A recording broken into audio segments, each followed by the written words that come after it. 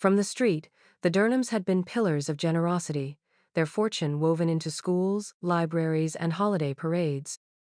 Behind the front doors, however, whispers told of rooms no visitor ever entered.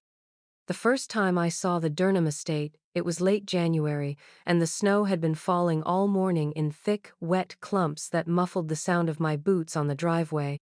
The house rose from the white-dusted pines like a relic from another century, its slate roof sagging under the weight of decades and winter alike. Paint peeled in long, curling strips from the clapboard siding, revealing raw wood beneath that seemed almost to breathe in the cold. The front porch leaned ever so slightly to the left, and the great bay windows, once the pride of the town's most prominent family, were clouded with grime, reflecting nothing back at me except my own vague unease.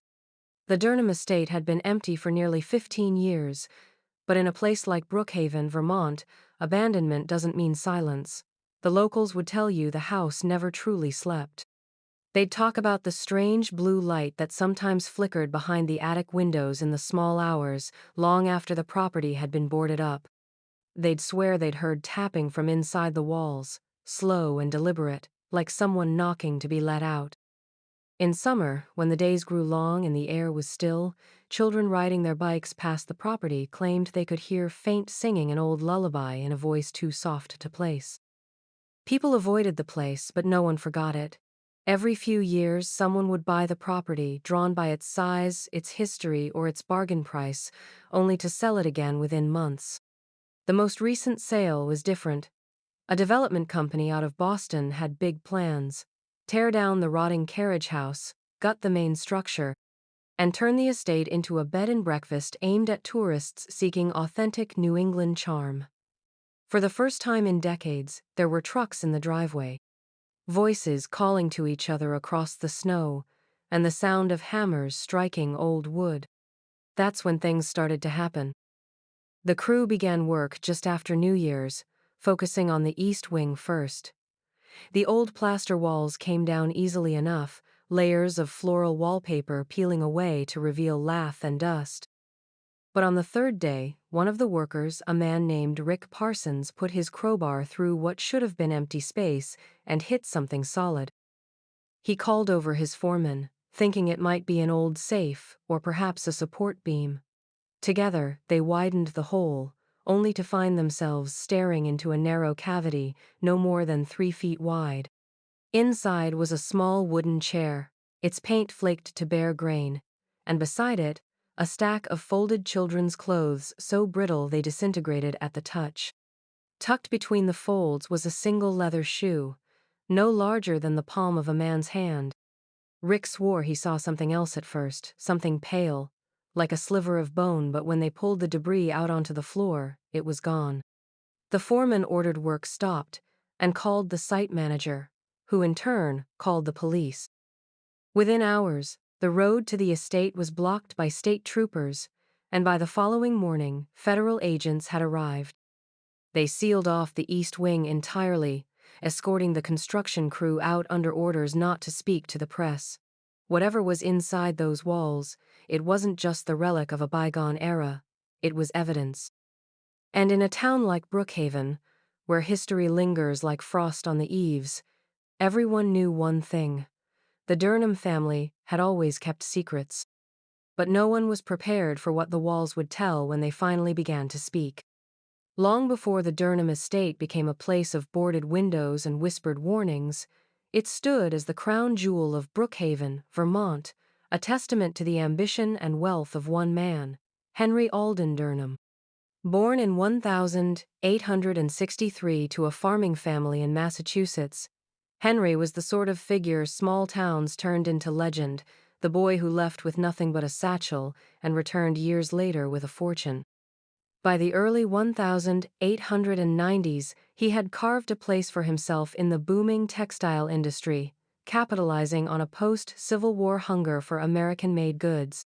His factories in Lowell and Springfield churned out everything from fine linens to rugged workwear, and his name became synonymous with quality. Henry was not content to simply make money. He wanted a legacy. In 1898, he married Margaret Whitley, the daughter of a Boston shipping magnate, cementing his place among the Northeast's upper crust.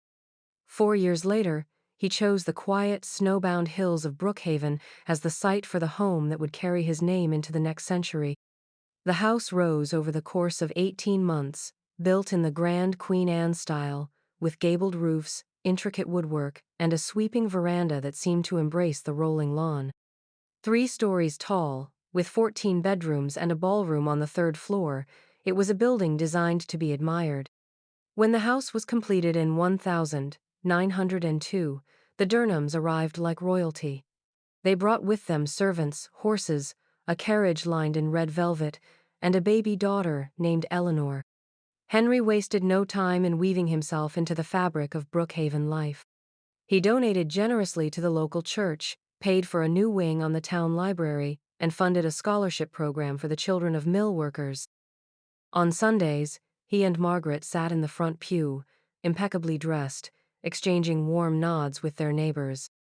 In photographs from the time, Henry's hair is perfectly parted, his mustache neatly trimmed, his smile confident without being ostentatious, the very picture of a benevolent patriarch. Margaret played her part with equal skill. She hosted elaborate teas and charity luncheons, filling the house with the scent of imported roses and the gentle hum of polite conversation. Invitations to the Durnham estate were coveted, and those lucky enough to attend spoke of its elegance in hushed, reverent tones. From the stained glass windows imported from Italy to the mahogany banisters polished to a mirror shine, the house reflected not just wealth but a cultivated sense of permanence, as though it had always been there and always would be. By the 1910s, the Durnhams were the unquestioned first family of Brookhaven.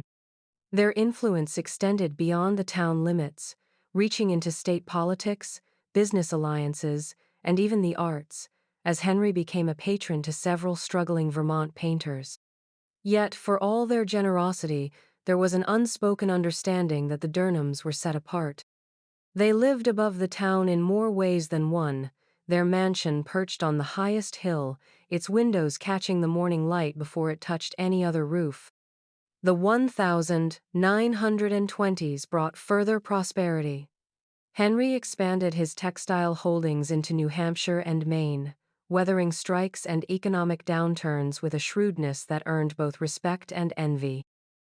It was during this decade that the Durnham estate began to host its legendary midsummer galas nights of champagne and string quartets, with lanterns strung through the gardens and guests arriving in polished motorcars.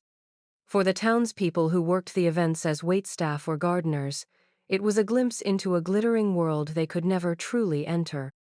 By the time the 1930s arrived, the Durnhams' position seemed unshakable. Even the Great Depression barely touched them. While businesses failed all around, Henry's mills continued to operate, providing a rare source of stability for Brookhaven. To the outside world, the family was the embodiment of resilience and grace in hard times. Inside the mansion, however, certain rooms began to stay closed longer. Certain windows were kept shuttered, and certain questions about the family's private life went politely unanswered. But in those years, no one pressed. The Durnhams had given the town so much, and in return, the town offered them what they valued most: respect, admiration, and the freedom to keep their secrets. In the summer of 1932, when the air in Brookhaven hung heavy with the scent of lilacs and the chatter of children on school holiday, a shadow fell quietly across the Durnham estate. Her name was Abigail Durnham, Henry's niece, a girl of 16 with the kind of beauty that made people stop mid-sentence. She had come to live at the mansion the previous autumn, sent up from Boston after her mother's sudden death. Her father, Henry's younger brother Samuel, had been in no condition to raise her rumors swirled of debts, late nights, and a taste for the bottle, so Henry and Margaret had taken her in, presenting it as an act of family duty. Abigail adjusted to Brookhaven slowly. Those who saw her in town remembered a tall, slim girl with a ribbon always tied at her throat, her dark hair pulled back in the fashion of the day. She was polite, but her eyes seemed to look past people, as though she were already somewhere else. She rarely attended social gatherings, and when she did, she stood at the edges of the room, hands clasped, speaking little. Still, she was a Durnham, and her presence lent an air of youthful elegance to the household. That June, the story goes, Abigail vanished. Margaret told neighbors that her niece had grown restless, that she'd always spoken dreamily of city life, bright lights, theaters, and shops filled with silks and perfumes. One morning, they said, she packed a small suitcase and boarded the early train to Boston.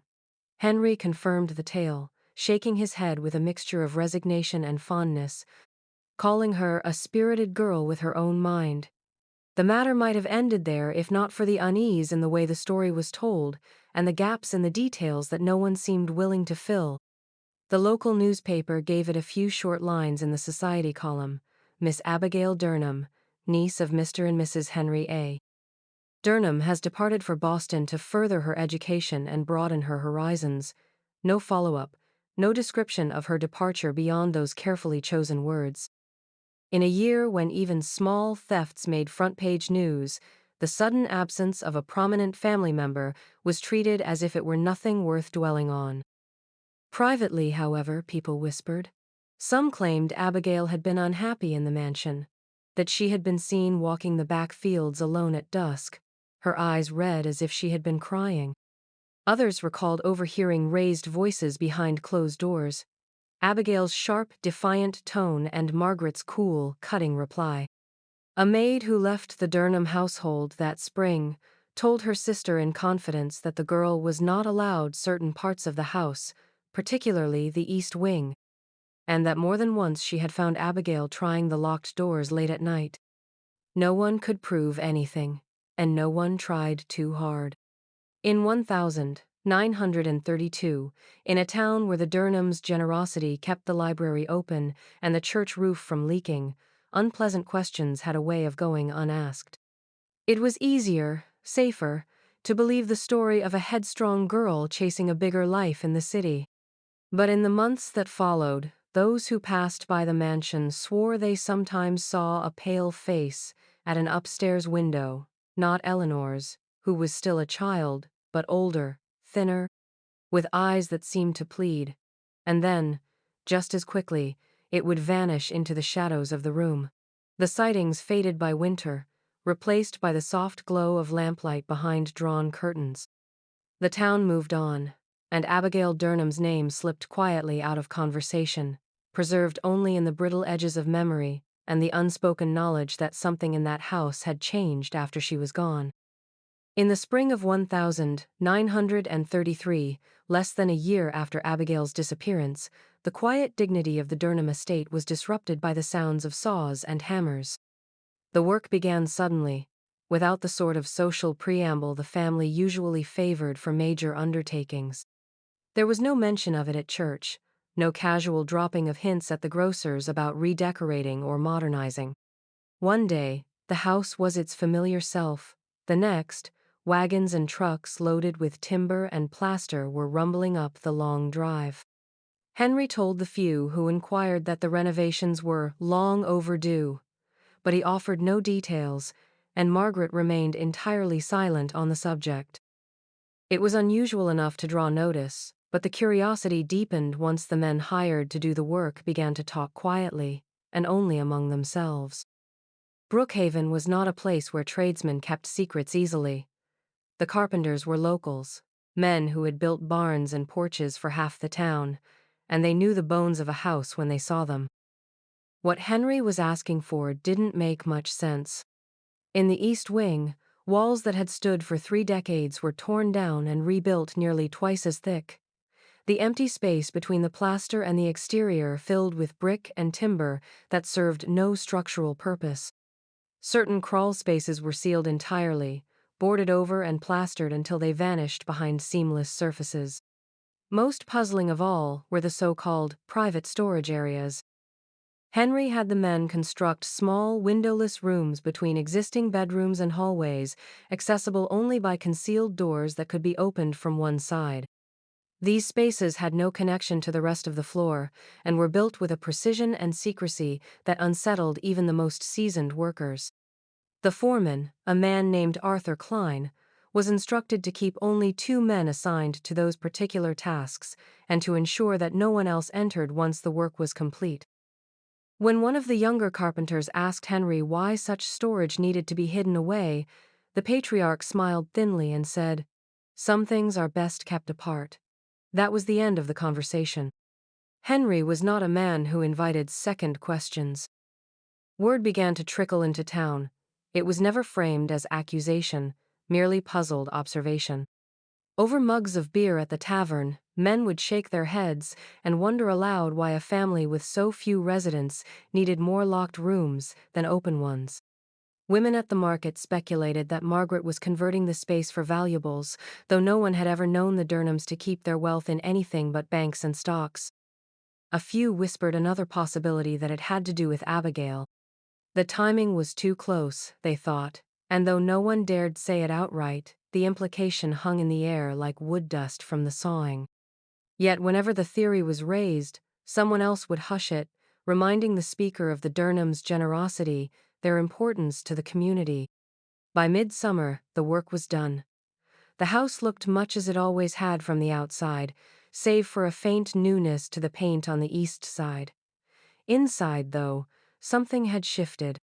Corridors ended where they once continued, doors now opened onto smooth walls, and the proportions of certain rooms felt subtly wrong, as if space itself had been stolen away in the night. Visitors could not have said exactly what had changed, only that the air seemed heavier, the light dimmer, in places where the renovations had been most extensive. Henry offered no tour, no explanation, and the workers, though relieved to be finished, were paid handsomely enough to keep their more troubling impressions to themselves. But as they packed their tools and left the estate for the last time, more than one of them glanced back at those upper windows and thought of the narrow rooms hidden just beyond. Spaces no one in town would see again for decades. It began as little more than flickers in the corner of the eye, glimpses of small figures at the upstairs windows of the Durnham house. Servants carrying linens through the garden would glance up and catch sight of a child staring down, still as a statue, their face half hidden by the lace curtains. By the time they looked again, the window would be empty, the curtain swaying slightly as if stirred by a retreating hand. Delivery men noticed it too. One recalled bringing a crate of oranges from the station and pausing in the drive to catch his breath. In the east wing, behind the freshly painted frames from last year's renovations, 2 children pressed close to the glass, watching him with the solemn intensity of creatures not used to strangers. They vanished before he could even wave. At first, no one thought much of it. The Durnhams had cousins, godchildren, the occasional guest from Boston. Henry and Margaret were known to take in relatives for extended stays, and it wasn't unheard of for visiting children to keep to the house, particularly in winter. But these faces were different. They did not match the known comings and goings of family, nor did they appear during the bustling garden parties or holiday teas. They seemed to exist only in the quiet moments, always apart, always looking out rather than stepping into the world beyond the glass. What unsettled the servants most was the sense of turnover. A parlor maid who had worked there for 2 years swore that she never saw the same child twice. One month it might be a girl with braids, pale as milk. The next a boy with dark, hollow eyes. None spoke to her. None ever appeared in the nursery when she was sent there to fetch Eleanor. It was as though they occupied a separate world inside the same house. In a small town like Brookhaven, children were as much a part of the social fabric as the church or the market.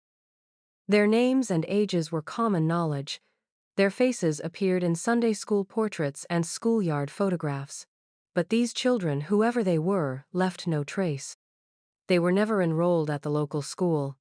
They did not attend Sunday service or the children's choir.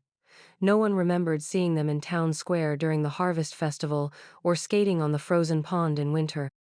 And when a few of the maids asked Margaret about them, she would smile tightly and say they were just visiting before changing the subject. Deliverymen, less bound by the Durnham's authority, spoke more freely among themselves. A milk driver told of bringing cream to the back door early one morning and hearing the sound of children's laughter drifting from the upper floors. It stopped abruptly when the maid answered, her face pale and her voice curt as she snatched the bottles. A coal man claimed he once glimpsed a little boy peering from a narrow gap in the attic shutters. The boy's expression, he said, was not curious but fearful, as though he was watching for danger rather than passing time. The sightings came and went like smoke. One month there would be whispers among the household staff about another new one upstairs, and the next, silence. No trunks carried in or out, no visitors announced, just a subtle shifting of unseen lives somewhere in the labyrinth of the mansion's upper floors. Over time, those who worked there learned not to mention it in front of Henry or Margaret. The few who did found themselves reassigned to other duties or quietly dismissed. By the late 1930s, the rumors had grown into a quiet unease that spread beyond the servants' hall. Neighbors walking past in the late afternoon sometimes saw silhouettes moving against the upstairs curtains too small to be adults, too numerous to be explained by Eleanor alone. A few dared to suggest that perhaps the Durnhams had taken in orphans, that their wealth was being used to shelter children in need. But if that were true, why the secrecy? Why keep them hidden from the town that adored the family? The truth would remain locked behind those shuttered windows for decades, but the memory of those unfamiliar faces lingered. Even years later, after the house had begun to decay and the Durnham name had lost its shine, old servants and tradesmen could still recall with uncanny clarity the feeling of being watched from above the weight of those silent eyes, and the knowledge that whoever they belonged to had never been a part of Brookhaven's world. They were children who seemed to exist only inside the Durnham walls, and once they vanished from sight, no one ever saw them again. The winter of 1941 was the kind that seemed determined to bury Vermont in silence. Snow piled high against the stone steps of the Durnham estate, and the wind moved through the bare trees in slow, mournful sighs.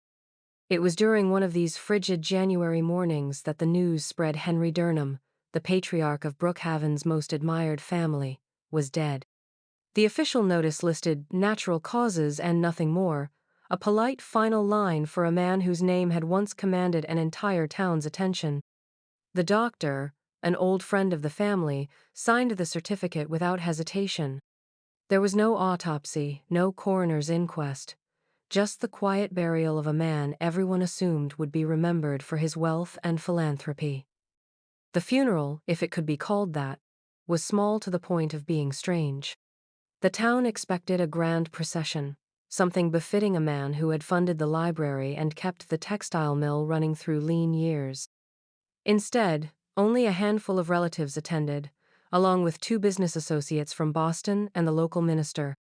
Most of the townspeople stood at the edge of the cemetery, uninvited but drawn by curiosity, watching from beneath black umbrellas as Margaret Durnham stood rigid and unsmiling beside the grave. She did not weep.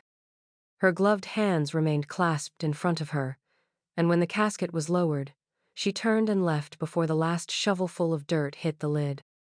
In the weeks that followed, the great house seemed to change its very posture. The warm glow from its windows at night vanished. The front gates, which had always been open to guests and deliveries, were now kept locked, the iron cold and rusting in the snow. Margaret dismissed most of the household staff, some of whom had worked there for decades. The cook, the butler, the gardeners, all gone. Only a skeletal crew remained, and those who stayed noted that entire wings of the mansion were sealed off without explanation. Doors were locked, furniture draped in white sheets, and fireplaces left cold. The absence of life around the estate was unsettling. Once you could hear the clatter of dishes from the kitchen, the muted strains of a piano during afternoon practice, the creak of wagon wheels bringing supplies up the drive. Now, the only sound was the wind rattling against the shutters. Even the upstairs windows, once the source of those mysterious fleeting faces, remained dark for months at a time. The deliverymen who still came fewer now, as Margaret cut back on orders, said that someone else always answered the door, never Margaret herself, and that they were instructed to leave crates and parcels on the stoop. When she did appear in town, it was a brief, almost spectral presence. She would step into the bank, withdraw a sum of cash, and leave without so much as a nod to the tellers she had once known by name. At the grocer's, she would send a servant in her place, and if she was spotted in person, she wore a thick veil even in fair weather. The charitable events Henry had funded each year fell away one by one. Their organizers quietly told that Mrs. Durnham no longer had the means, an assertion no one quite believed. Rumors flourished in the absence of answers. Some said grief had hollowed her, that the loss of Henry had driven her to fear the outside world. Others whispered of secrets Henry took to the grave, secrets Margaret was determined to guard by shutting out everyone beyond the gates.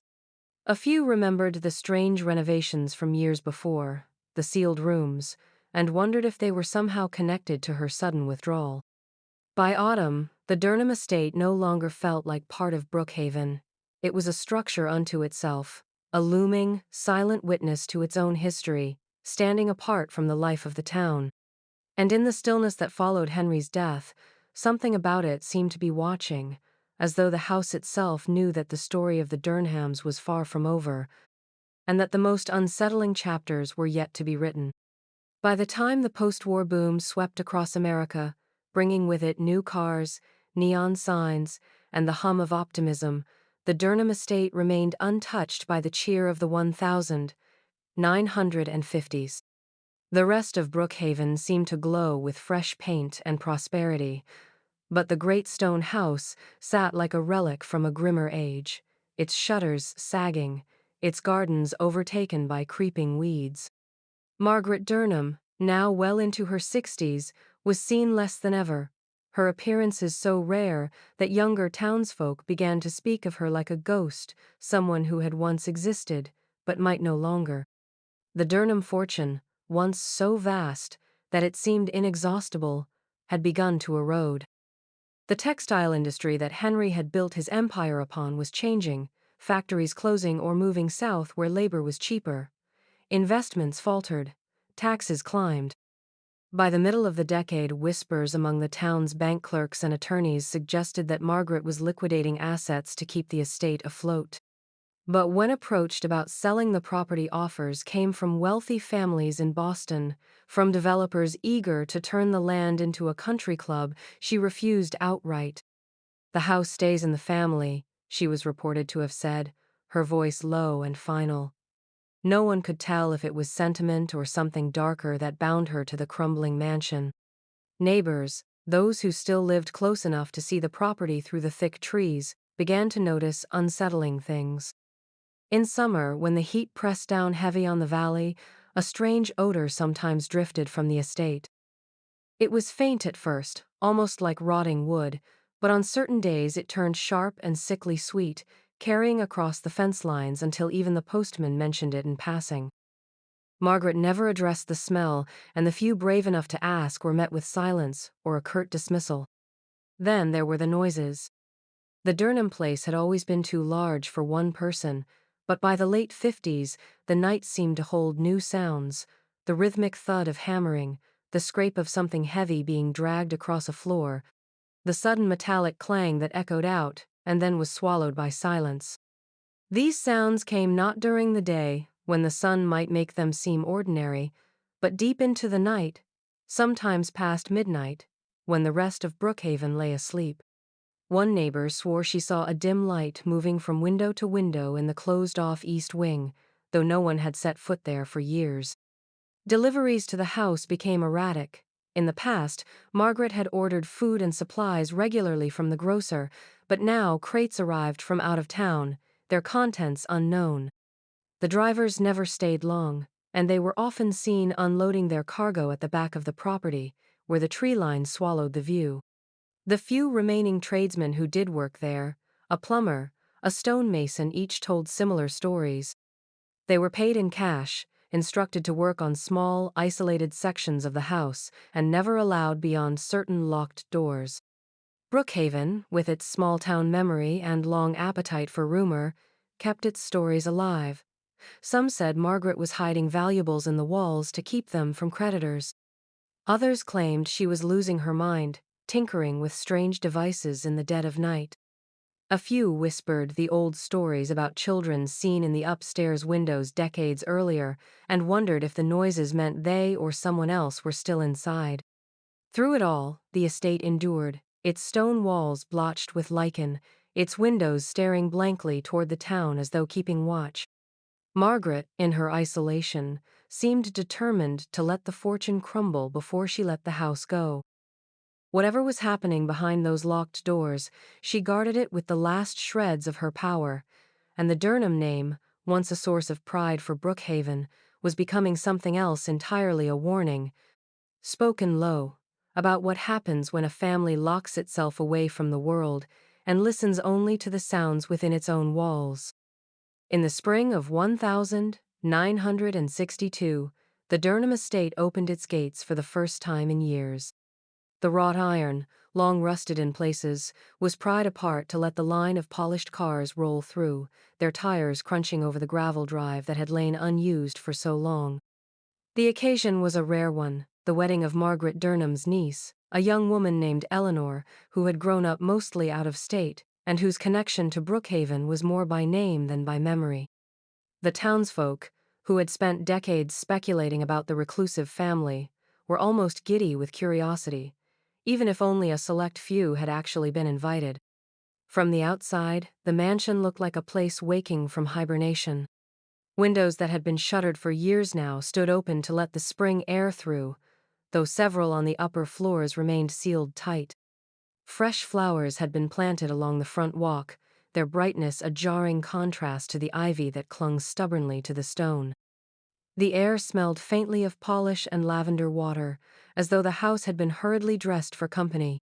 Inside, the grand foyer still carried the old elegance, the black and white marble floor, the chandelier dripping with crystal, the sweeping staircase curving up toward the shadowed landing above. But not far beyond the main hall, the house began to show its years. Guests who wandered too far found furniture shoved against doorways, hallways cordoned off by heavy velvet ropes, and doors that were locked, not with decorative brass latches, but with new industrial padlocks. It wasn't subtle. Whole sections of the house were clearly sealed away. At the base of the east wing staircase, a carved mahogany sideboard had been pushed up against the doorframe, a ridiculous blockade that made more than one guest chuckle nervously before moving on. Yet no one openly questioned it. Those who lingered near the staircases quickly found themselves met by one of the hired waitstaff, who would politely but firmly direct them back toward the main hall. The rule was spoken plainly and often. No one is to go upstairs. It was repeated by Margaret herself when she greeted the guests, her thin smile holding no warmth. "The celebration is here, on the main floor," she said more than once, her pale eyes fixed on anyone who seemed too curious. Still, the restrictions became part of the quiet buzz of conversation. Some speculated that the upper floors were simply in disrepair, unsafe for visitors. Others remembered the strange sounds and smells that had, in past years, drifted from the house and wondered if the reason was something far stranger. A few of the more brazen guests claimed to have seen movement on the landing, a shadow flitting past the banister, a glint of light from a window that should have been locked. The wedding itself was beautiful in its way. Eleanor, radiant in lace, stood beside her groom under the chandelier, her voice steady as she recited her vows. There was champagne, music from a small hired quartet, and a cake that seemed absurdly large for the intimate gathering. Yet, despite the toasts and the laughter, the atmosphere was never entirely free of tension. The sealed rooms and barred hallways gave the evening a strange edge, as though the merriment was only a thin layer over something else entirely, something heavy, hidden, and waiting in the walls above. By the night's end, the guests left with bellies full and minds restless. The Durnham estate had opened its doors, but only just enough to let people in, and then push them back out again. Whatever lay upstairs, behind the locked doors and barricaded hallways, remained as much a mystery as it had been before. The last family wedding would be remembered less for the vows spoken than for the secrets it refused to reveal. Margaret Durnham's death in the autumn of 1967 was a quiet affair, announced in a two-paragraph obituary in the local paper. No cause of death was mentioned, and the funeral was attended only by a handful of distant relatives and a priest from the neighboring parish. The estate, in its entirety, passed to her only son, Thomas Durnham, a man already in his 40s who had spent much of his adult life drifting between failed teaching posts and unfinished historical manuscripts. When Thomas moved back into the family home, it was less a triumphant return and more a slow sinking into the mansion's shadows. He did little to change the place, and what changes he made only deepened its sense of decay. The electricity was left unreliable, with bulbs flickering in the hallways. Plumbing repairs went half-finished. The kitchen, still outfitted with a coal-burning stove from Margaret's youth, remained untouched, its blackened iron surfaces coated with years of grease. Thomas seemed almost proud of the home's refusal to join the modern age, calling it a monument to its own time, whenever questioned by the few who dared to visit. His true passion, if it could be called that, was collecting, but not the careful curation of a museum collector Thomas hoarded. Over the years, the rooms that had once been polished and elegant became choked with antiques, stacks of brittle newspapers, crates of dusty books, and random curiosities from estate sales. In one room, an ancient phonograph sat buried beneath moth-eaten coats. In another, marble busts leaned drunkenly against walls, their eyes staring at peeling plaster. The neighbors quickly noticed that the house, already strange, was growing stranger. Windows that had once been open to summer air were now covered from the inside with heavy fabric. Some of the drapes never moved, not even in the breeze.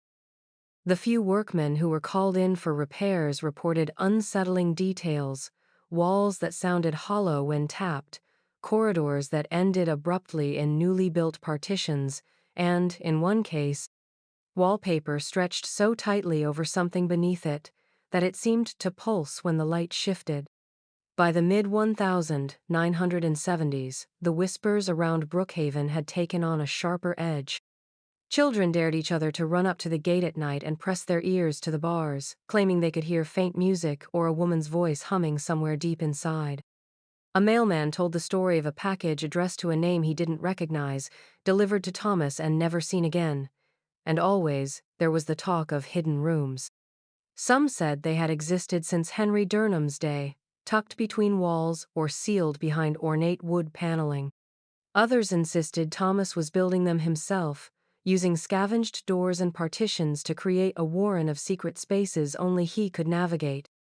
More than one local claimed to have seen him bringing strange, heavy bundles into the house late at night, never explaining where they went. Yet, despite the rumors, the truth remained locked away behind the same stubborn walls that had been altered decades before. Thomas never married, never entertained, and never allowed anyone past the main hall. Those who caught glimpses of him in town saw a man increasingly hunched, his clothes smelling faintly of mildew and dust, his eyes quick to dart toward anyone who looked too long. The Durnham estate, under his ownership, became less a family home and more a sealed vault, one whose contents, whatever they were, continued to grow with each passing year. The summer of 1974 was unusually hot for Brookhaven, the kind of heavy, airless heat that made the days stretch long and uneasy. It was in late July, during one of those oppressive afternoons, that Clara Jean Morrison vanished. She was 8 years old, a lively girl with sun-bleached hair and a habit of wandering just a little farther from home than her mother liked. That day, she'd been seen riding her bike along Pine Hollow Road, a basket full of wildflowers bouncing with each bump in the gravel. By evening, when she hadn't returned for dinner, her parents called the police. The search began immediately, first along the roadsides, then into the shallow woods, then through every barn, shed, and culvert within a mile radius. Volunteers walked shoulder to shoulder through the fields, calling her name into the thick summer air. Dogs were brought in. Helicopters circled above. But with each passing hour, the trail grew colder. By the next morning, all anyone had to go on were the last two confirmed sightings, one from Mrs. Pryfe Kettleman, who swore she saw Clara Jean pedaling toward town, and another from a teenager who claimed to have spotted her bike abandoned near the edge of the Durnham estate. The Durnham property had long been a place of whispered warnings for local children. Parents didn't forbid them from going near it that might have made the temptation worse, but they spoke in ways meant to discourage curiosity. "It's dangerous up there," or "you'll get lost." The iron gates, half consumed by rust and ivy, were rarely open. Beyond them, the mansion loomed, its windows catching the sun like cold eyes. When police approached Thomas Durnham about conducting a search, he met them at the front steps. He was polite at first, if curt, explaining that the estate was private property and that no child had been seen anywhere near his home. When pressed, his tone sharpened. He spoke of his constitutional right to privacy and hinted at legal action if they attempted to enter without a warrant. The officers tried to reason with him. A missing child, they argued, outweighed formalities, but Thomas would not budge. He insisted the grounds were dangerous for outsiders, that there were old wells, unstable floors, and valuable antiques that could be damaged. The standoff ended with the police leaving, promising to return with a warrant, but by the time they did, 3 days later, any trace of Clara Jean, if it had ever been there, was gone. The search of the estate turned up nothing more than stacks of rotting books, furniture swaddled in yellowing sheets, and rooms thick with dust. The dogs refused to go upstairs, whining at the base of the grand staircase, but no explanation was offered for their behavior. In the weeks that followed, theories bloomed like weeds. Some believed Clara Jean had run away, though no one could explain why an 8-year-old would abandon her bike in the heat of the day. Others muttered about the Durnham estate in more hushed tones, suggesting that Thomas's refusal to allow the initial search was more than eccentricity. But with no evidence, the case withered in the files, marked unsolved. By autumn, Clara Jean's absence was absorbed into the town's collective unease, becoming another shadow that lengthened the Durnham legend. Children still dared each other to ride past the gates at night, though now the dares were tinged with something sharper than thrill, a quiet fear that maybe the house on the hill didn't just keep its secrets. Maybe it kept its people, too. By the early 1980s, the Durnham estate had become less a grand home and more a monument to neglect. The once white columns were streaked with grime, and the manicured gardens had long ago surrendered to brambles and wild grass. Shutters hung crooked on rusted hinges, clapping in the wind during storms. The roof sagged in places, the slate tiles slipping loose like old teeth. Even from the road, you could smell the damp rot of the place when the air was heavy after rain. Thomas Durnham seemed to dissolve into the decay around him. He rarely left the property, and when he did, it was in erratic bursts: a sudden trip to the hardware store for nails and lumber, or a late-night visit to the all-night market, emerging with bags filled not with fresh food but with canned goods, candles, and matches. The postman learned to leave letters wedged in the gate, knowing they might sit there for days before being taken inside. Neighbors began to notice sounds drifting from the mansion in the small hours of the night. At first it was faint tapping, like the soft strike of metal against wood.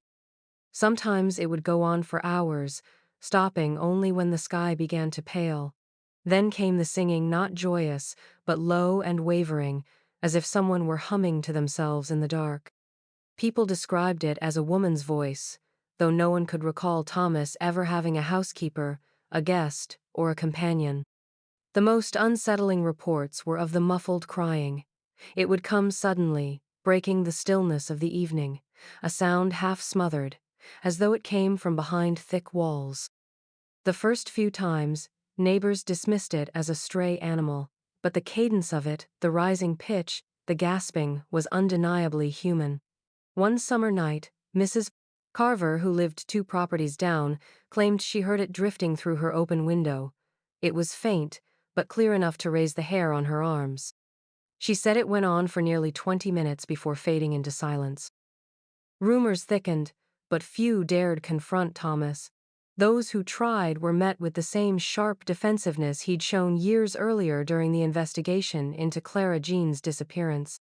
He would stand in the doorway, one hand braced against the frame, his expression somewhere between annoyance and amusement, as though their concern was childish superstition.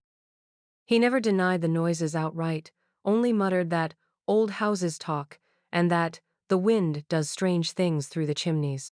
By the late 1990s, the mansion looked close to collapse.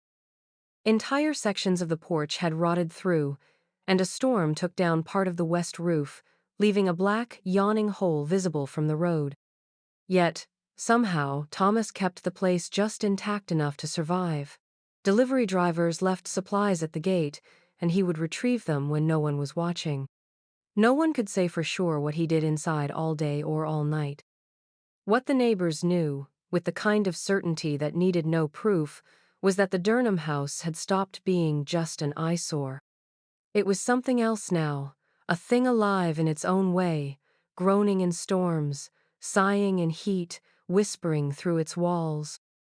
And inside it, Thomas lived on, a shadow among the shadows, while the slow rot ate away at more than just the wood.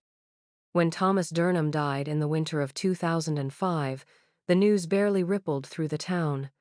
There was no obituary, no service, no mourning relatives gathered at the gates.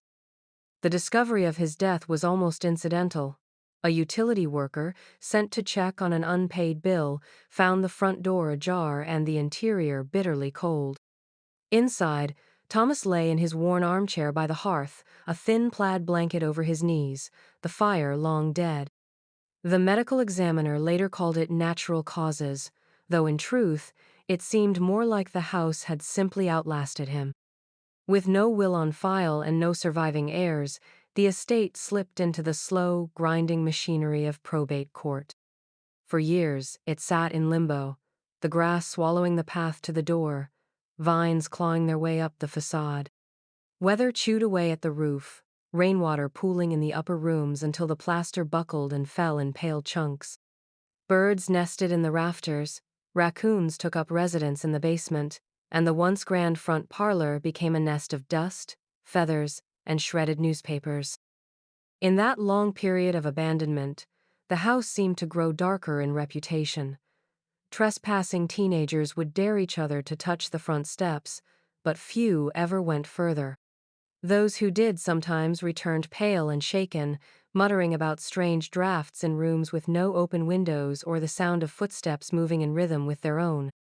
One boy swore he saw a face at an upstairs window, though the glass was so caked in grime it was hard to imagine anyone could see out or in. By the mid-2010s, the Durnham estate had become both a local legend and an eyesore. The town council fielded repeated complaints from nearby residents who wanted the structure condemned, but every attempt at legal resolution ran aground on the rocks of competing claims and bureaucratic knots. It was as though the house resisted ownership, its very title a tangle no one wanted to unravel. That changed in 2018, when a regional developer finally cut through the legal mess with a combination of persistence, money, and the right political connections. The purchase was announced in the local paper with an optimistic headline about revitalizing a historic property. The developer promised to restore the house while maintaining its original charm, a phrase that made some in town exchange uneasy looks. When the first construction crews arrived, they found more than just structural decay. Several workers reported their tools going missing only to reappear hours later in entirely different rooms. Others spoke of sudden chills in hallways, even in the height of summer, and the faint smell of something burning that no one could trace. At night, the temporary security guards claimed to hear tapping sounds from the upper floors, though the house had been cleared of pests. Locals, unsurprised, offered their warnings freely. Old Mr. Kessler from the hardware store told a foreman not to work past dusk if he could help it. Mrs. Carver, now well into her 80s, cautioned the crew that the walls remember, and that some things ought to be left where they lie. The younger workers laughed it off at first, but as the days turned into weeks, even the most skeptical among them began to glance nervously over their shoulders in the dim, dust-choked halls.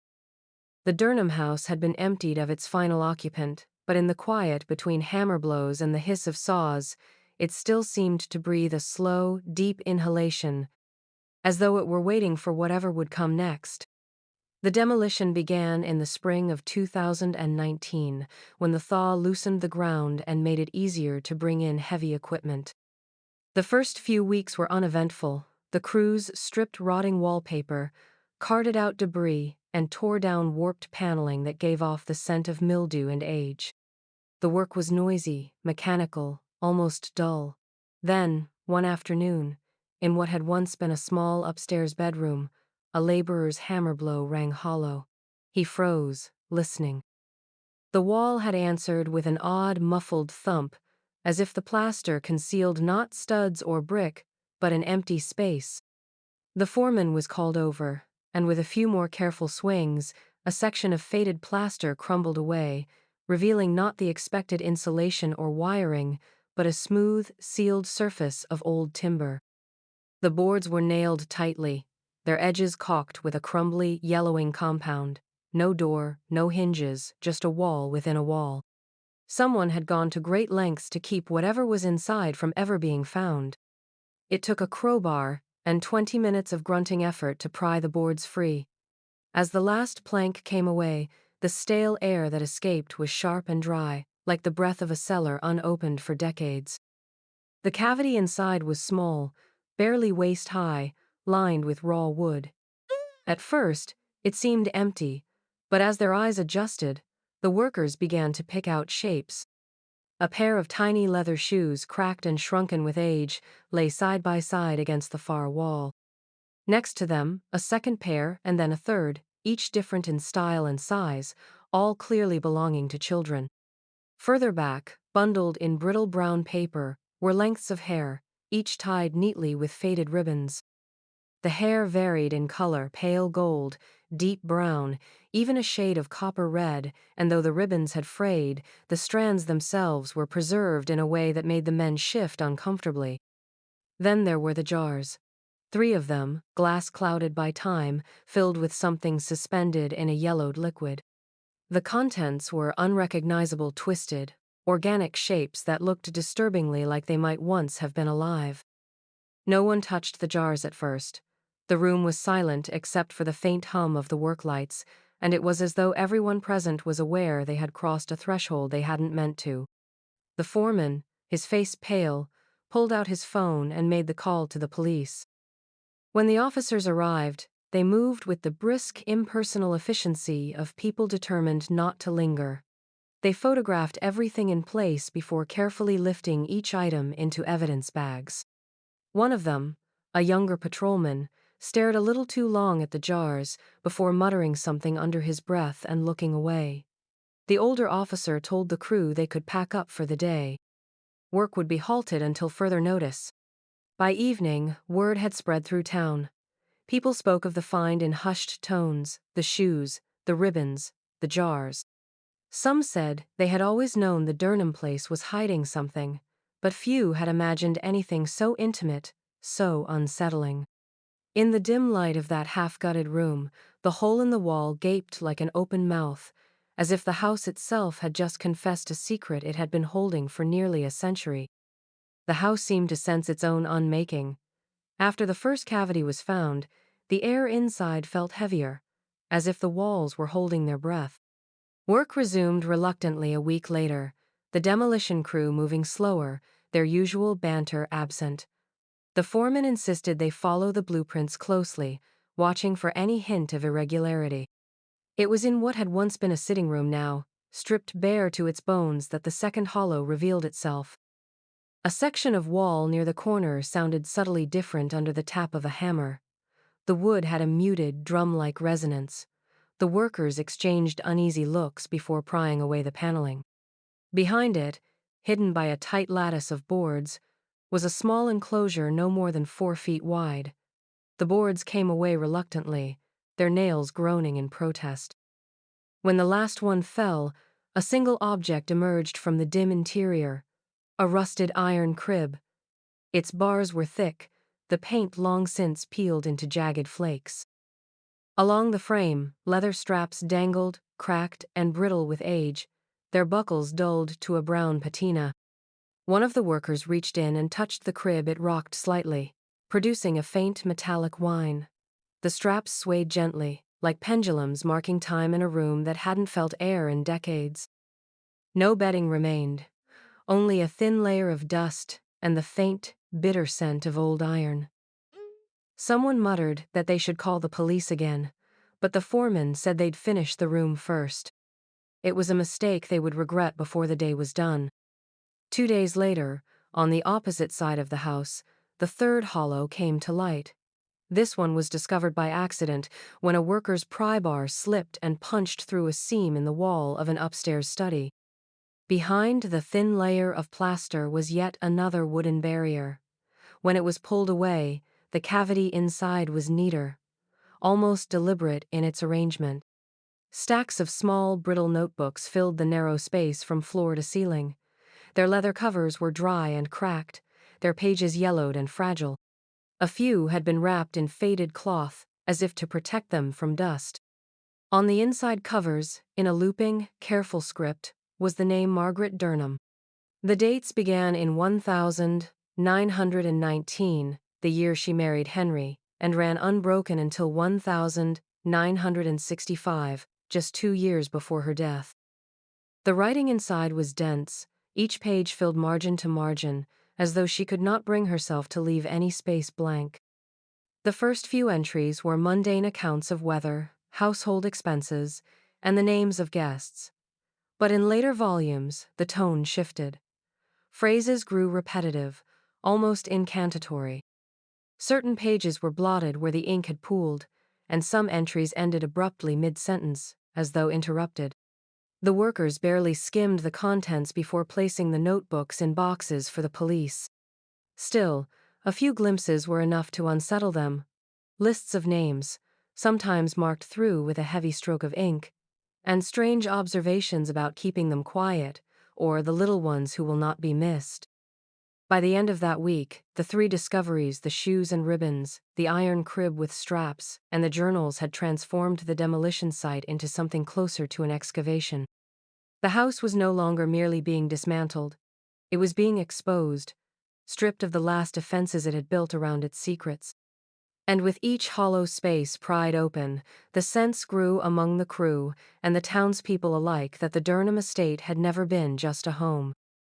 It had been a container, one that, for nearly a century, had been holding something back. The journals were carried from the Durnham estate in plain cardboard boxes, their spines stacked like brittle vertebrae. At the police station, they were laid out on a long conference table under the dim hum of fluorescent lights. Gloves were required to handle them. Some pages disintegrated if touched too roughly. The handwriting was small and deliberate, as if Margaret had written for herself alone. The ink pressed deep into the paper in certain passages, shallow and wavering in others. At first, the entries seemed like any other diary kept by a wealthy woman of her era, descriptions of weather, notes about which flowers had been cut for the dining room, and records of meals served to the few guests she allowed through the gates. But as the investigators read on, the language shifted. The domestic details gave way to strange, almost sermon-like passages about purity, danger, and the encroaching stain of the outside world. Margaret wrote of preserving innocence in the way others might speak of preserving fruit, something delicate that, once touched by decay, could never be restored. She wrote often of locking away the seed of corruption, though it was never clear whether she meant an idea, a behavior, or something far more literal. In several entries, she described children offered for cleansing, a phrase that unsettled even the most seasoned detectives. The wording implied a willingness as if someone, perhaps even the children's own families, had brought them to her. No records were found to support this, but the repetition of the phrase across decades of journals suggested it was not a fleeting thought. The most chilling aspect was the recurrence of a single phrase, always written in her neat, looping script. The house will hold them until the day they can walk into the light unspoiled. It appeared first in an entry from 1921, then again in 1928, 1933, 1946, and so on, often underlined or set apart from the surrounding text. Sometimes it was written on a page by itself, as though the act of writing it was part of some ritual. In one particularly disturbing journal from 1954, the phrase was repeated down the page like a chant, each line perfectly aligned, the ink growing lighter toward the bottom, as if she had written until the pen ran dry. Margaret also documented the maintenance of certain rooms of stillness spaces that were to be kept locked, dark, and silent. She described replacing the wallpaper when it bulged with time, oiling hinges, so they may open without waking what sleeps, and bringing in fresh water for those not yet ready to leave. The writing never identified who occupied these rooms, but the language was intimate, almost maternal, as though she saw herself as both caretaker and warden. By the time the investigators finished the first dozen notebooks, a grim picture had begun to emerge. Margaret's isolation after Henry's death had not simply been grief or eccentricity, it had been purposeful. Her dismissal of staff, the closing off of entire wings, and the rumors of noises in the night were no longer harmless oddities. They were part of a system, a set of beliefs so deeply ingrained that she had spent nearly half a century documenting and refining them. One detective, a woman who had been raised in the area and remembered the smell that would drift from the estate in summer, closed a journal and pushed it away. She thought she was saving them, she said quietly, though there was no conviction in her voice. The others exchanged glances, each of them feeling the same cold realization that whatever Margaret Durnham had done, she had done it with the certainty of a zealot, and that the house itself had been her accomplice. The boxes of Margaret's journals sat in the evidence room like dormant embers, but it was the missing persons reports that began to feed the fire. The Vermont State Police pulled every file they could find between 1925 and 1975, filling the long oak table in the review room with manila folders, brittle photographs, and faded typewritten pages.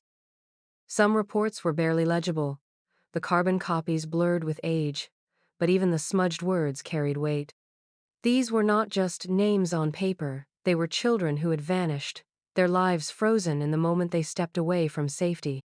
The FBI joined the effort in late spring, sending a pair of analysts who specialized in cold case patterns. They were used to chasing faint echoes, a partial license plate from decades ago, a photograph of a stranger in the background of a family picnic, but even they seemed unsettled by what began to surface. The first connections were subtle. A boy, age 7, last seen in 1931, walking home from school in a neighboring village. A girl of 9 in 1942 who'd gone missing after running an errand to the post office. A pair of siblings in 1950, their bicycles found leaning against a fence near the old orchard that bordered the Durnham land. As the files were laid side by side, the pattern sharpened. In at least a dozen cases, witnesses had mentioned the Durnham property without prompting. A farmer remembered seeing a little girl in a red coat standing at the edge of the Durnham Drive one foggy morning. A shopkeeper recalled a quiet, well-dressed woman later identified from photographs as Margaret herself buying penny candy for an unfamiliar child and telling the clerk, "She's shy around strangers." In two separate reports, dogs had picked up a scent trail that led toward the estate's iron gates, but searches stopped there. In those days, without a warrant or probable cause, there was no pushing past private property. The FBI analysts began plotting the cases on a map of the county. Red pins marked the disappearances, their dates written in black ink on narrow tags. Over the decades, the pins clustered like drops of blood around the Durnham estate, never more than a mile or two away. In nearly all of them, the disappearance had occurred within weeks, sometimes days of a reported sighting of the child near the property.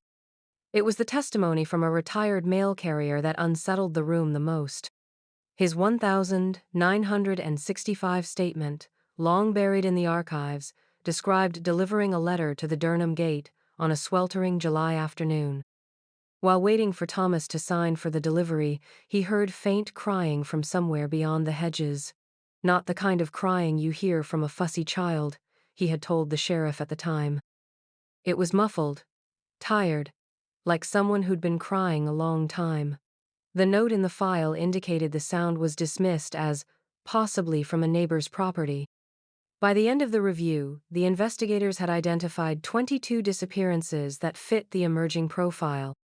They could not yet prove what had happened to any of them, but the statistical weight was undeniable. The Durnham estate, for half a century, had been a silent gravitational pull in these cases, a place where trails went cold and questions went unanswered. When the team broke for the night, the map remained on the wall, the pins glinting under the fluorescent lights. No one wanted to say it out loud, but the thought hung in the air like the scent of dust in the old house itself. The answers, if they still existed, had been hidden there all along, sealed away in rooms where sunlight had never been allowed to reach. The east wing had been a problem since the first day of demolition. Most of the interior walls gave way easily under hammers and crowbars, the old plaster cracking like thin ice, but this one section refused to yield. It ran floor to ceiling in the farthest corridor, an odd, windowless stretch with no architectural purpose anyone could explain. The crew joked about it at first, calling it Margaret's Last Stand, but by the third day, the laughter had faded. The wall didn't just resist, it absorbed the blows, dull thuds echoing through the hall like strikes against something deeper, denser than brick. The foreman brought in a rotary hammer and a concrete saw, expecting the job to take an hour. Sparks flew as the blade bit into the surface, but the cut barely sank an inch before it seized. The dust it produced was different, not the soft, powdery grit of plaster, but something heavier, acrid, with an undertone that made the men cough and step back. They switched to chisels, then sledgehammers, each attempt met with the same stubborn defiance. The wall was layered, as if someone had built it not for structure, but for permanence. By the fourth day, the developer ordered the section removed entirely. A small excavator was brought in, its hydraulic arm pressing a steel bucket into the wall's face. Even the machine strained, the vibrations rattling the floorboards down the hall. Finally, with a splintering crack, part of the surface broke away, revealing not the expected timber or brick, but a patchwork of old iron plates bolted together. No one could say why a residential wall would be armored like a vault, but the answer was no longer a matter of speculation, it had to come down.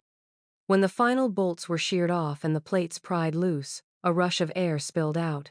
It was cold, stale, and tinged with something so bitter and organic that several men turned away, gagging.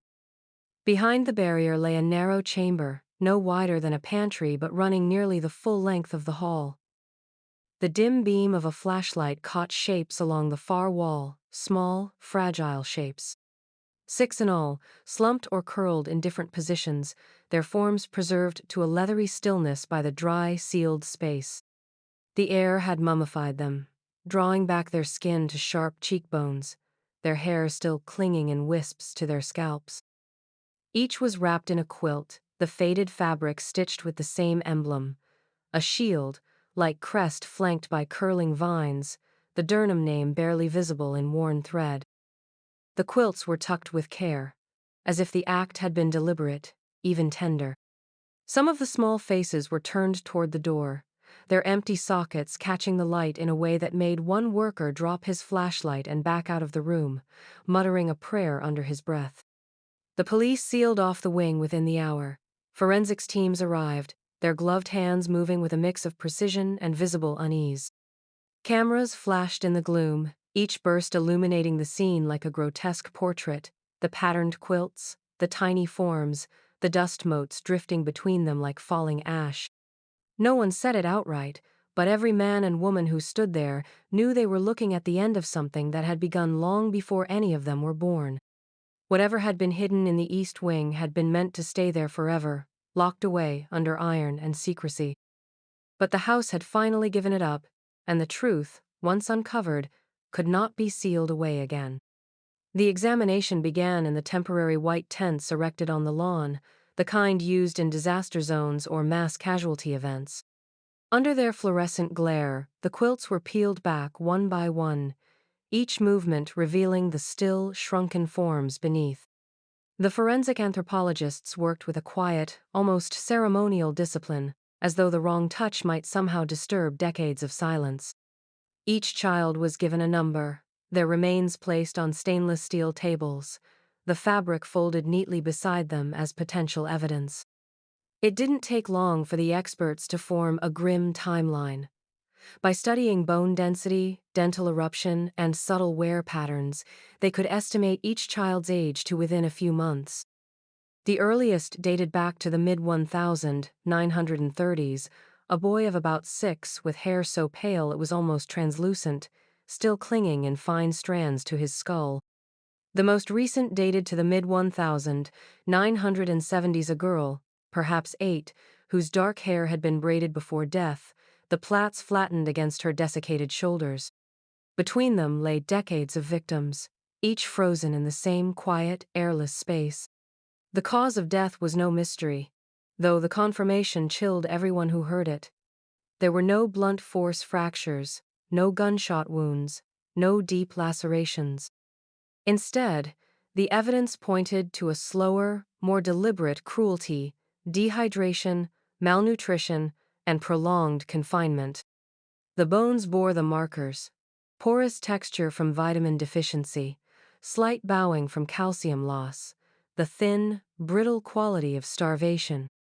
In some cases, the ribs were so prominent that the forensic team could see where skin had once been stretched tight over them, leaving faint impressions in the mummified flesh. More disturbing still were the signs of restraint. On 2 of the skeletons, the wrist and ankle bones showed shallow, symmetrical grooves, the kind left by repeated pressure from cords or straps. The iron crib found in another hidden room began to take on a darker meaning. One girl's humerus carried a healed fracture that had been set badly, the bone knitting at an unnatural angle. The anthropologists whispered about the likelihood of prolonged captivity, of injuries sustained and left untreated. As the findings accumulated, the rooms inside the tent grew heavy with an unspoken understanding. These children had not died quickly, nor by accident. They had been kept, possibly for weeks, until their small bodies could endure no more. The air itself seemed to thicken as photographs were taken, measurements recorded, and samples bagged for chemical analysis. Every hair ribbon, every scrap of quilt, was logged, its place in the timeline carefully marked. The media, camped beyond the police cordon, knew only fragments: historic remains, potential cold case, sealed wall. The full horror was kept under wraps for now, shielded from the public until authorities could decide how to release it. But among the investigators, a grim consensus was already forming. These weren't just the remains of missing children. This was a hidden ledger of a pattern that had stretched across 2 generations of the Durnham household. Late in the evening, one of the anthropologists, a woman with 30 years' experience, stepped out of the tent, pulling off her gloves with a slow, deliberate motion. She told no one what she was thinking, but her face said enough. This wasn't just about identifying who these children were. It was about understanding why they had been taken, why they had been left to die in darkness, and why, for all those decades, no one had ever come to break the wall open until now. The picture that began to emerge was not the work of a single deranged mind, but the slow, deliberate shaping of a tradition, a family custom so warped that it could only have survived in the secrecy of locked doors and shuttered windows. Historians sifted through the brittle paper trail left by the Durnhams: property deeds, birth records, letters written in tight, slanting script. Criminal psychologists sat in dim archives, piecing together the fragments of Margaret's journals with what could be gleaned from newspaper clippings and oral histories. The story they found was both horrifying and methodical. Margaret appeared to be the architect. In the years after 1919, when her journals first began, she wrote obsessively about purity and cleansing, always in relation to children who were not her own. By 1925, the phrasing had shifted into ritualistic language. The house will hold them until the day they can walk into the light unspoiled. Her entries described a belief that the outside world was a contaminating force, that certain children, once chosen, had to be kept apart to preserve their innocence. She never named these children directly, but the details of hair color, approximate age, and circumstances of disappearance began to line up with missing persons reports from the era. When Margaret's handwriting stopped abruptly in 1965, the psychologists noted an unsettling transition. Around this time, Thomas, her much younger relative, who had been a reclusive presence in the household, began managing the estate in her stead. Neighbors recalled how, after Margaret's death or incapacitation, Thomas's demeanor hardened, his isolation deepening. No one remembered him marrying or forming close friendships. Yet deliveries to the estate increased sacks of flour, crates of canned goods, and, oddly, bolts of heavy fabric that could have been used to stitch the quilts later found sealing the dead within the walls. The working theory took shape. Margaret had initiated the practice, likely under the guise of a religious or moral calling, and Thomas had inherited it not as a sudden compulsion but as a family duty, drilled into him over years of quiet indoctrination. Perhaps other family members had known, if not the full scope, then at least enough to avert their eyes. The sealed-off wings, the strict no-upstairs rule during rare public events, the heavy furniture blocking certain corridors all were seen as physical reinforcements of a mental boundary, a shared understanding among the complicit that what happened in those rooms was never to be questioned. Criminal psychologists debated whether Thomas believed in the same ideology or whether, by the later years, it had twisted into something else entirely: control, possession, or simply the momentum of habit. But the continuity was undeniable. The span of the remains from the 1930s to the 1970s suggested a practice carried out over decades, meticulous in its concealment. In interviews, elderly locals spoke hesitantly of odd moments. A child glimpsed at an upstairs window who was never seen again. Faint music from a gramophone playing deep in the house when no visitors were expected. Thomas's curt refusal when anyone asked about family. One neighbor, now in her 90s, whispered that her mother had once told her, "The Durnhams keep their own, and if they take what isn't theirs, it becomes theirs all the same." By the time the historians finished their reconstruction, the Durnham estate no longer read as a place where crimes had occurred sporadically.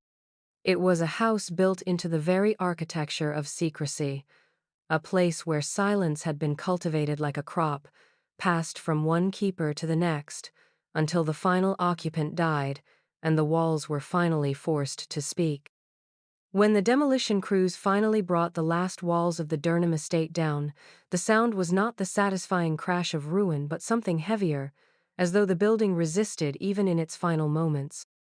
Dust rose in slow, reluctant clouds, curling over the machinery and drifting out toward the tree line. People gathered at a distance, some holding hands, others standing with arms folded against the wind, watching as decades of shadowed history collapsed into a jagged mound of splintered wood, broken plaster, and rusted iron.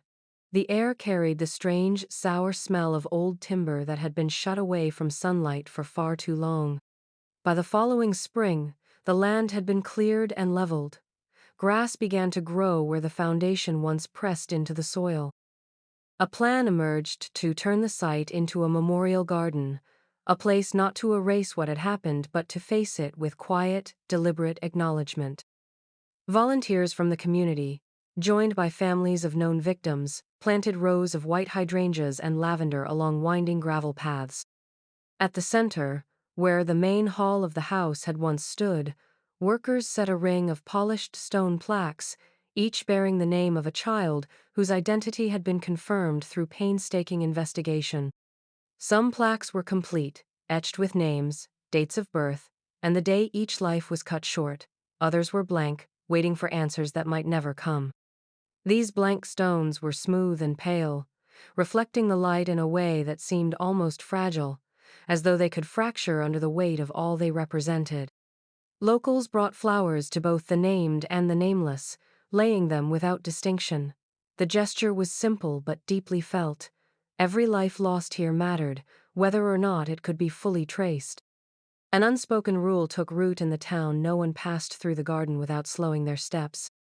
Children sometimes wandered in after school, tracing the engraved letters with curious fingers, asking questions their parents struggled to answer.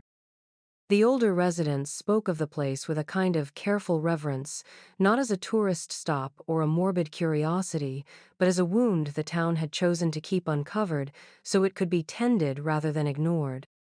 Each year, on the anniversary of the first discovery inside the walls, the town held a vigil.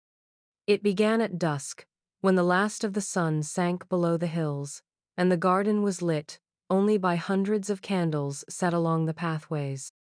People gathered in silence at first, listening to the rustle of leaves and the faint hum of insects. Then, someone, usually a family member of a victim, would speak. The words were never scripted, never rehearsed, but always carried the same undercurrent: grief braided with the stubborn insistence that these children would not be forgotten. Yet, even as the memorial stood in solemn beauty, questions lingered. How many more children had been hidden in those walls before the first shoe, the first bundle of hair, was found? Were there victims whose remains would never be recovered, whose names had already faded beyond reach? And perhaps most haunting of all, why exactly had Margaret and Thomas Durnham, and possibly others, kept them there for so many years? The journals gave hints, fragments of a twisted belief, but no clear motive that could be held up to the light and fully understood. The absence of those answers became part of the garden's meaning. It was not just a place of mourning, but of unresolved echoes, a reminder that some truths stay buried no matter how deeply we dig. The wind moved through the hydrangeas, the candles flickered against the stones, and the town stood together in the dark, keeping watch over what they could never truly know.